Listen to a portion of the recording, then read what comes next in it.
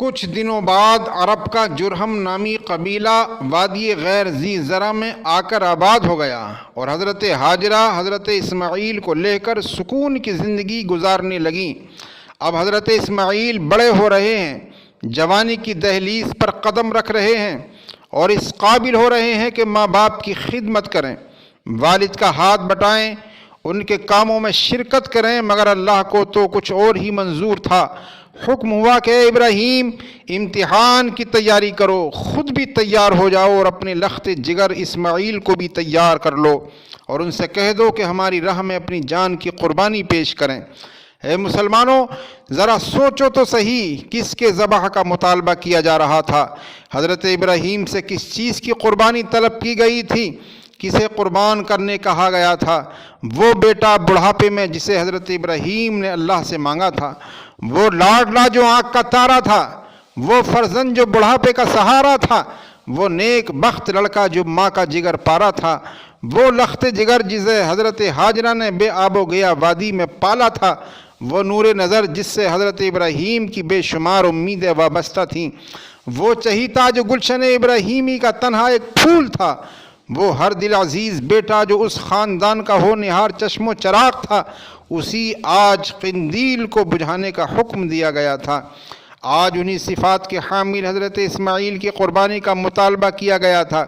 اللہ تعالیٰ نے حضرت ابراہیم علیہ السلام کو خواب میں ذبح کا حکم دیا اور حضرت ابراہیم علیہ السلام نے سر تسلیم خم کرتے ہوئے حضرت اسماعیل کو یہ پیغام سنایا اور کہا، یا بنی انی ارا فی المنام انی اذبحک فانظر ماذا ترا۔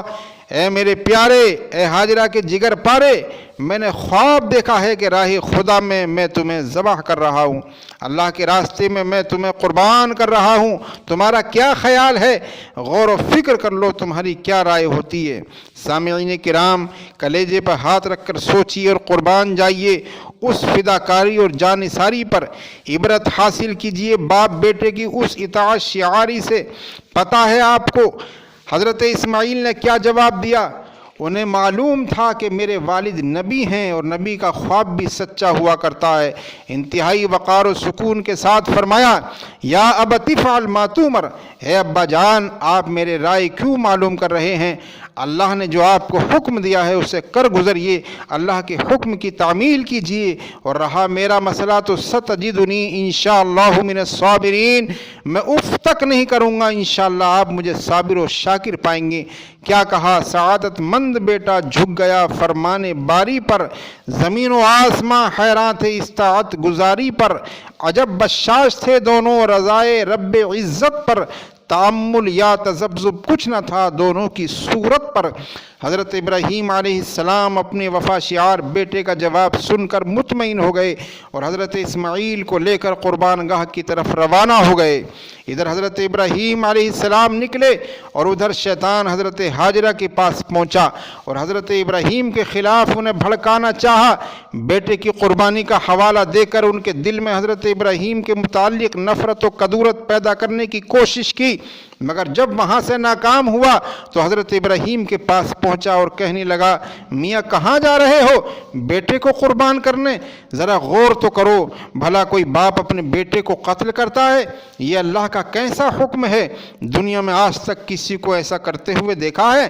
حضرت ابراہیم فوراً سمجھ گئے کہ یہ کمبخت شیطان ہے اور ہمیں اس امتحان میں ناکام کرانا چاہتا ہے۔ پتھر اٹھا کر اسے مارا۔